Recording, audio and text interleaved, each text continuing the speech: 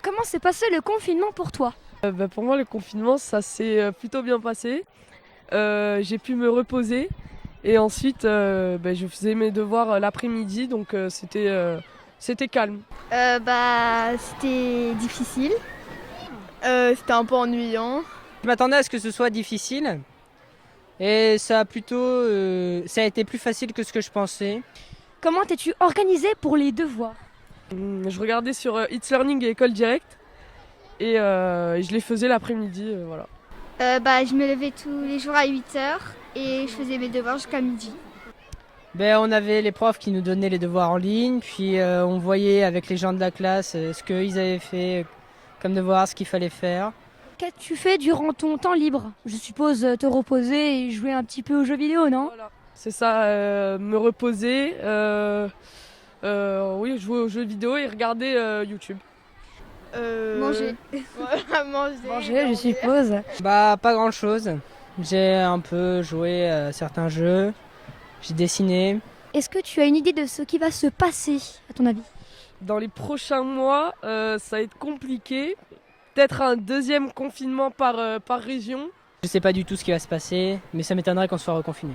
Oui. Moi, je dirais qu'on va retomber en confinement parce que y a beaucoup plus de malades.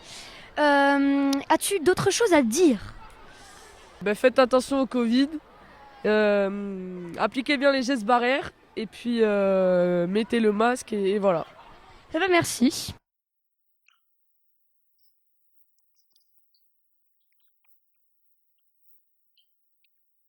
Bonjour Monsieur Long. Bonjour. Comment est-ce que vous avez vécu le premier confinement en tant que directeur d'établissement? Alors le premier confinement a été très long, on était surtout sans arrêt soumis à des changements de règles et ça a été un peu difficile.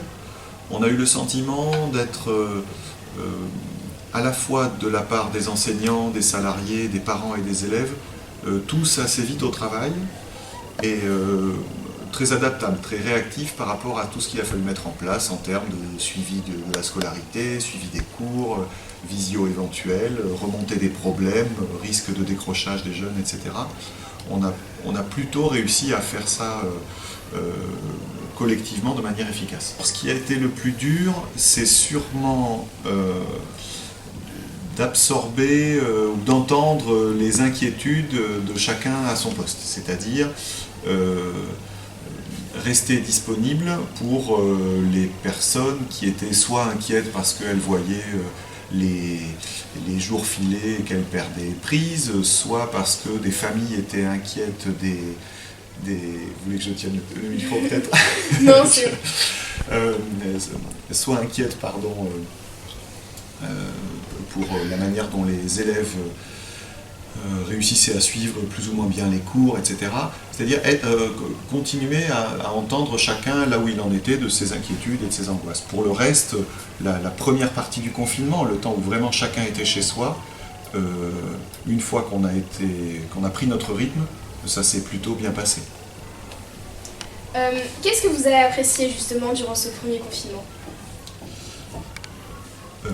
La formidable capacité d'adaptation de chacun, vraiment, et les élèves en particulier, hein, mais les enseignants, les parents, etc. Ça, c'est vraiment tous les salariés de l'établissement qui étaient disponibles pour les enfants de soignants, etc. Je crois, ça vraiment, ça a été très très appréciable. La deuxième chose, c'est beaucoup plus personnel, mais c'est les messages de soutien qu'on recevait. Voilà. Ceux qui étaient ici, Anne-Marie Turoc au primaire ou moi-même pour le secondaire, tous les messages qui nous revenaient des collègues, des salariés, des parents, même des élèves parfois, et donc ça c'était extrêmement appréciable. Tivoli est donc un établissement plein de projets, ils ont été stoppés à cause justement de ce virus. Est-ce que vous ressentez ce changement dans la vie actuelle de l'établissement ? On me dit que ça c'est vraiment une question importante, le reste aussi, mais là vraiment à long terme ça compte, c'est-à-dire vraiment dans cette maison on essaye de se dire que tous ces projets ne sont pas là pour faire bien, mais qui sont constitutifs de notre projet éducatif. C'est-à-dire que tous ces projets, tous sportifs, culturels, spirituels, intellectuels, d'entraide entre pairs, etc., tous ces projets servent le projet éducatif, je veux dire, permettent à des jeunes de grandir autrement que simplement dans les 10 cases de leur bulletin scolaire. Donc ça a été très dur d'arrêter tant de choses aussi vite, alors que certains demandent un travail en amont considérable. Par exemple, Ravière pour les 6e, le Téléthon le week-end dernier, ou n'importe quelle proposition qui a dû être annulée. Voilà. Ça a d'abord été très dur. Ensuite, on a essayé de se dire comment on peut sauver des projets au milieu du contexte qui est le nôtre, des projets d'écriture, des projets de, je sais pas, des tournois d'échecs, voilà, comment on peut, malgré tout, sauver ce qui peut l'être, et puis comment on peut se réinventer. Ça, c'est le deuxième niveau de réponse. Qu'est-ce qu'on peut faire malgré tout ? On a fait des collectes, vous voyez, depuis la rentrée, on a essayé de mettre en place des choses. Et puis il y a un troisième niveau de questions qui doit nous occuper, hein, les jeunes comme les moins jeunes. C'est en gros, maintenant qu'on a bien mesuré à quel point c'était important les projets, et à quel point on y était attaché, comment on pourra faire renaître tout ça rapidement, dès qu'il sera possible de le faire. Voilà. On y est. Au moins ça aura le mérite de nous montrer que pour nous tous ça compte beaucoup. Voilà. Le premier confinement a développé beaucoup de travail en distanciel. Pensez-vous que certaines de ces méthodes, est-ce qu'elles pourront être réutilisées plus tard ? Oui, on s'est beaucoup dit ça entre collègues, avec les salariés. Je crois que c'est très vrai aussi vis-à-vis des jeunes et des familles. On a dû inventer rapidement, du jour au lendemain parfois, des manières de faire desquelles on n'avait pas du tout l'habitude. Je crois que c'est un bénéfice à double titre. D'abord parce que techniquement ça nous a obligés à nous former tous, hein, à uniformiser nos pratiques, à manipuler beaucoup plus facilement les plateformes qu'on connaissait déjà, et puis It's Learning ou École Directe, et puis celles qu'on connaissait moins, Zoom, Discord, etc. Donc au moins ça a eu ce mérite-là. Le deuxième mérite, je crois, le deuxième bénéfice, c'est que ça nous a aussi montré que ça posait plein de problèmes. Et donc que ce n'était pas une solution parfaite et que le numérique ne répond pas à tous les soucis, qu'il pose de nouveaux soucis techniques, mais aussi humains, relationnels, etc. La dernière période nous a aussi permis de nous dire que ne peut-on pas espérer, ou que ne faut-il pas espérer du numérique, que ne faut-il pas en attendre. Eh bien écoutez, merci beaucoup pour cette interview. Voilà. Merci à vous.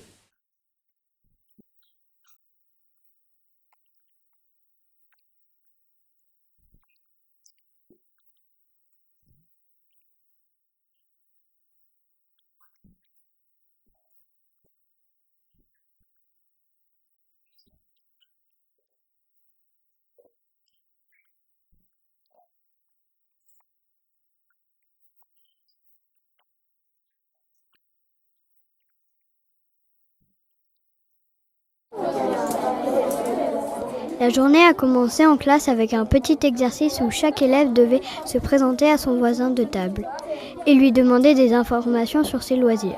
Chacun devait répondre à la place de son binôme. Qui a une sœur? Donc Clémence a une sœur.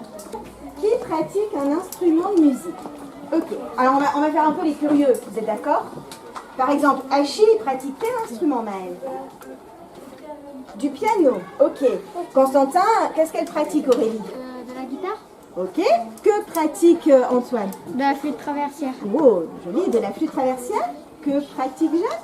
De la guitare. De la guitare, donc on a 2 guitaristes. Ensuite, un père jésuite et le responsable du BOSS 6e ont présenté la vie de Saint Ignace à l'aide d'un PowerPoint.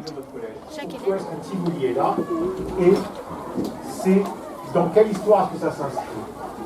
Ça s'inscrit dans l'histoire d'un homme né à la fin du XVe siècle, Ignace de Loyola, qui va fonder un groupe. Pour l'instant, on va l'appeler un groupe. Plus tard, dans l'heure qui vient, on va définir ce groupe. Un groupe qui s'appelle les Jésuites. Donc l'histoire, c'est comment d'un jeune homme, d'un jeune chevalier qui s'appelle Inigo, qui est espagnol, cet homme, sa vie va se transformer, il va devenir l'homme que l'on va appeler Saint Ignace de Loyola. Chaque élève a ensuite eu un très beau polo floqué au nom de Saint-Joseph de Tivoli.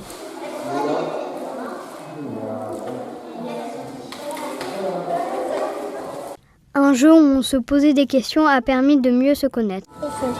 Le clair ou le foncé? Le clair. Allez, le orange clair. Le orange. Hop. Et on va faire passer jusqu'à Jean et tu vas choisir une question.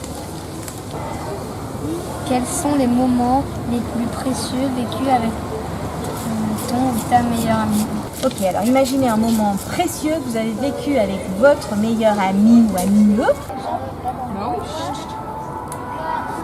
L'après-midi, une autre séance avait lieu autour de Saint Ignace. D'accord, si vous ouvrez vos petits carnets, à la première page, il y a un boulet qui est dessiné. Et vous allez pouvoir écrire dans ce boulet ce qui, pour vous, vous empêche d'avancer, vous immobilise un peu dans votre vie. Puis quelques élèves de première sont venus témoigner auprès des 6e. C'est vrai que moi je n'étais pas à Tivoli avant, même si j'étais à Bordeaux et que j'avais des amis qui venaient à Tivoli aussi pour le collège, ils n'étaient pas dans ma classe, c'était dans une autre classe. Donc je me suis un peu retrouvé tout seul, on va dire, mais c'est vrai que je me suis fait de nouveaux amis, etc. après, des amis que j'ai encore aujourd'hui en première, donc 6 ans après. Ces élèves de première sont restés à l'activité suivante, pour aider à la réalisation de bracelets.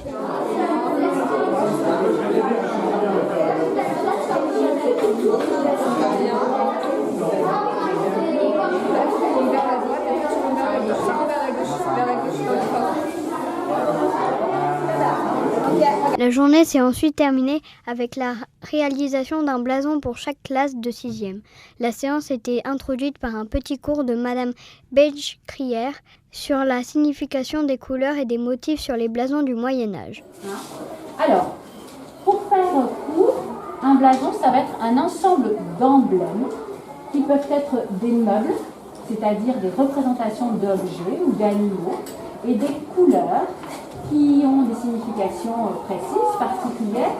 Et ce blason, ces emblèmes, ils sont propres à une famille, par exemple. Celui-ci. C'est quelle célèbre famille, celui-ci? C'est ça, c'est ouais. C'est la famille de France. Hein. C'est le blason des rois de France. Si vous choisissez, par exemple, un fond or, vous ne pourrez pas mettre de l'argent, par exemple, je ne sais pas, moi, vous allez choisir les clés de Saint-Pierre.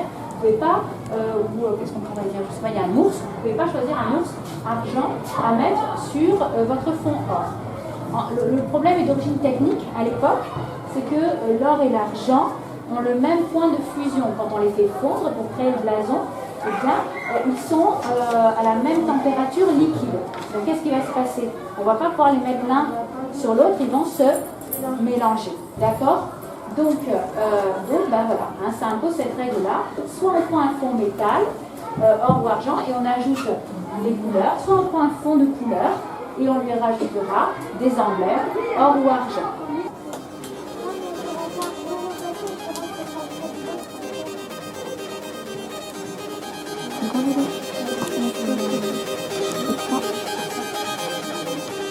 Faut pas bouger. Faut pas du tout toucher. Parce que là-bas, c'est super touché.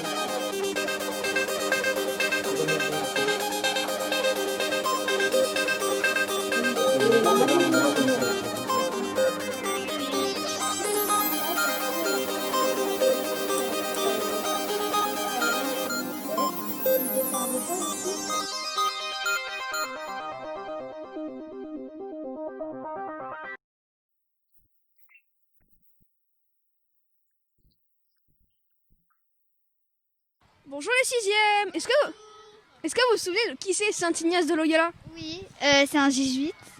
Non, c'est pas. C'est le fondateur des Jésuites. Tu te rappelles de quelle activité et c'est laquelle que tu as préférée? Moi, je préférais les bracelets. Moi aussi. Moi aussi, et j'ai bien aimé aussi les blasons. Est-ce que tu pourrais me parler de l'atelier des blasons? Moi, j'ai adoré parce que j'adore la peinture. Mais moi j'ai adoré parce que ça représente l'école. Enfin, moi j'aimais parce qu'on faisait un blason par classe et on faisait le nôtre aussi. Et est-ce que ça t'a permis à bien t'intégrer à Tivoli? Oui, bien sûr. J'ai rencontré ces personnes. Enfin, c'est mes amis. Oui. Oui, ça nous a aidé parce qu'on était à deux pour faire les bracelets et du coup ça nous a permis de se rencontrer. Bon merci beaucoup. Bonjour les sixièmes. Est-ce que tu te souviens de Saint Ignace de Loyola? Oui, Saint Ignace de Loyola, au début, c'était un chevalier espagnol et lors d'une bataille, il s'est pris un boulet dans la jambe et après, il s'est consacré à Dieu. C'est ça. D'accord. Est-ce que tu te rappelles les activités que tu as fait pendant la journée d'intégration? Oui, on a fait un blason, on a fait un bracelet et on a travaillé du coup sur Saint Ignace de Loyola. Et ça t'a permis de bien t'intégrer à Tivoli ou pas? Oui, moi ça m'a permis de vraiment bien m'intégrer. Oui, moi aussi.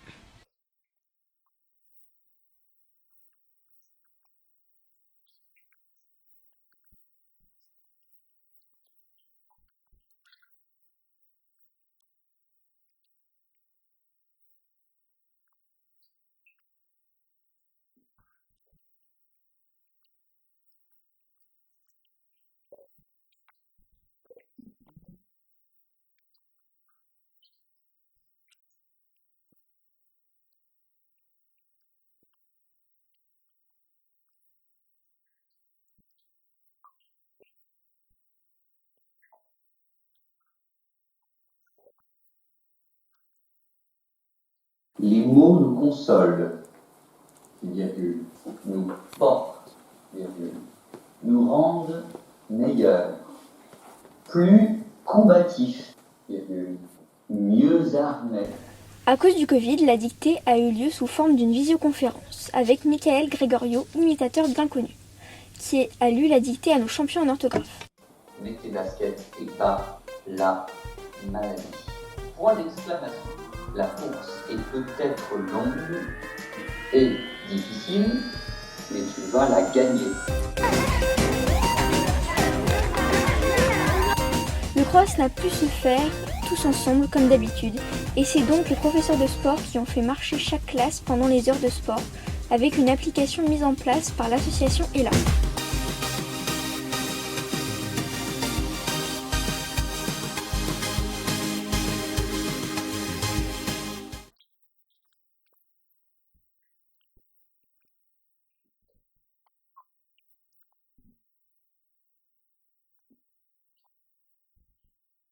L'histoire de Maximilien Kolbe est vraie. Essayez juste de la garder en vous disant, tiens, je suis dans une impasse, je suis obligé de faire un choix pourri ou un choix pourri. Et si l'héroïsme était possible?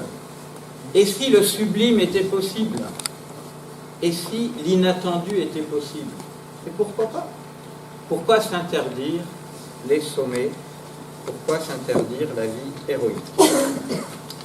Alors, pour la démonstration suivante, il va falloir se déguiser. Et donc,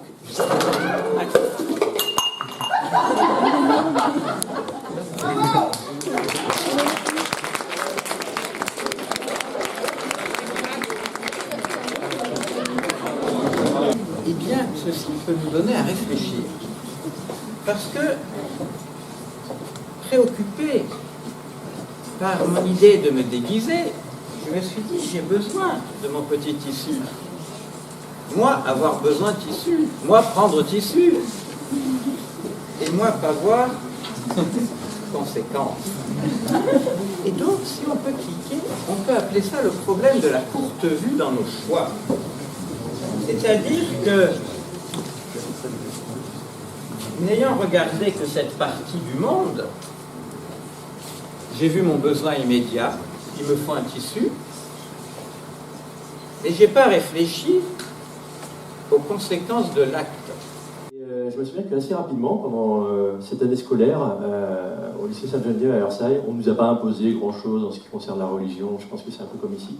Mais en revanche, on nous avait imposé, ou en tout cas fortement recommandé, de participer à un pèlerinage, de faire le pèlerinage de Chartres. Alors depuis Versailles, ça va, c'est pas encore trop loin. C'était à peu près à cette saison-là, c'était l'hiver, il commençait à faire froid. Et je me souviens, on nous avait emmenés le samedi soir, à la nuit tombée, dans une grange. On avait tous dormi dans une grange. Il faisait tellement froid qu'on avait tous chopé la crève, c'était épouvantable, on était malades comme des chiens. En revanche, ce dont je me souviens, c'est que le lendemain matin, on s'était tous levés à l'aube, avant le lever du soleil, et on nous avait dit, voilà, Chartres c'est par là, vous allez marcher pendant 3-4 heures en silence. J'avais jamais marché de ma vie pendant 3-4 heures, et encore moins en silence. Et c'est vrai qu'aussi loin que je me souvienne, c'est la première fois, en fait, que j'ai perçu, alors ce qu'aujourd'hui j'appellerais a posteriori l'intériorité, mais en tout cas que j'ai perçu qu'il y avait quelque chose en moi, qu'il y avait quelque chose en nous, puisqu'on était tous ensemble, on marchait en silence, et puis peut-être qu'il y avait quelque chose aussi, je ne saurais pas trop expliquer, mais au-delà de moi et au-delà de nous. Et j'ai trouvé ça vraiment très fort.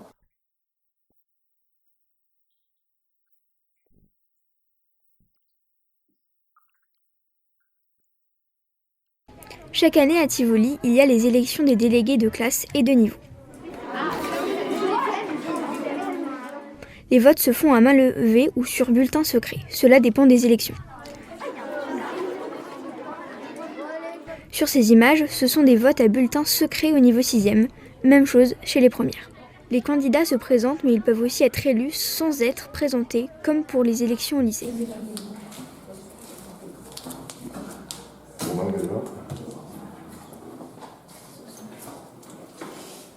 Polko et Elisa, Romain. Merci beaucoup. Donc c'est bien s'il y a une fille et un garçon. Donc Elisa et Romain, on compte sur vous pour les prochaines instances. N'hésitez pas à vous contacter si de temps en temps il y a besoin de public.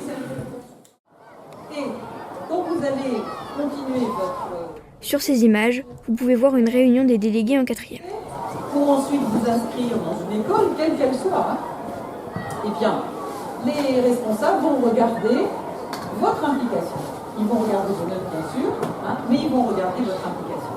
Il faut savoir que pour la majorité, alors ce qu'on appelle des écoles, ça fait partie des critères de sélection, l'engagement, la façon dont vous avez participé à la vie scolaire. Alors, deuxième point, consigne sécurité.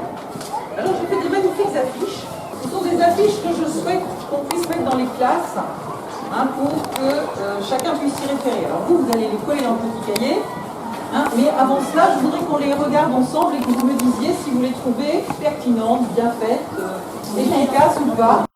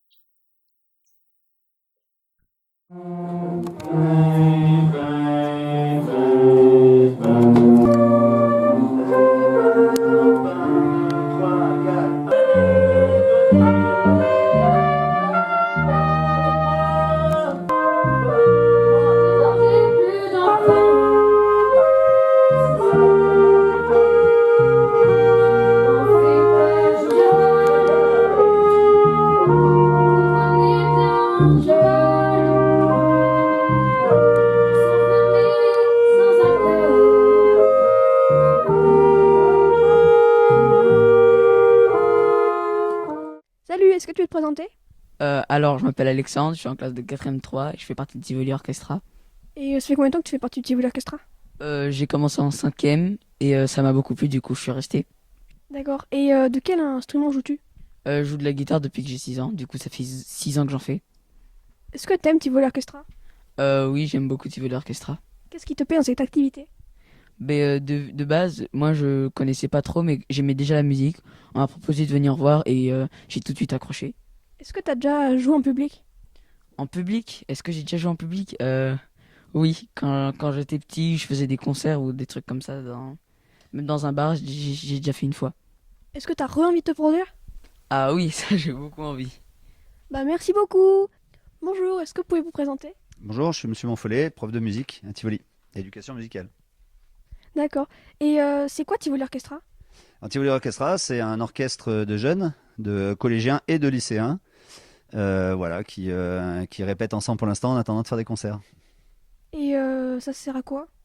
Ça sert à jouer de la musique tous ensemble, à essayer de rentrer dans un univers un petit peu parallèle qui est la musique, et le fait de jouer ensemble en orchestre, c'est très spécial, très particulier. Je suppose. Et il y a quoi comme instrument au Tivoli Orchestra? Alors beaucoup d'instruments, basse, violoncelle, violon, guitare, saxophone, trompette, flûte traversière, piano et des chanteurs. Il y en a beaucoup. Et depuis quand ça existe? Alors ça existe, c'est la 3e année. On a commencé il y a 3 ans, on était 8 à peu près. La 2e année, on était une 10-15. Quand tout se passait bien, on était 15. Et puis cette année, on est 25, donc je suis extrêmement content. Au revoir. Merci, au revoir.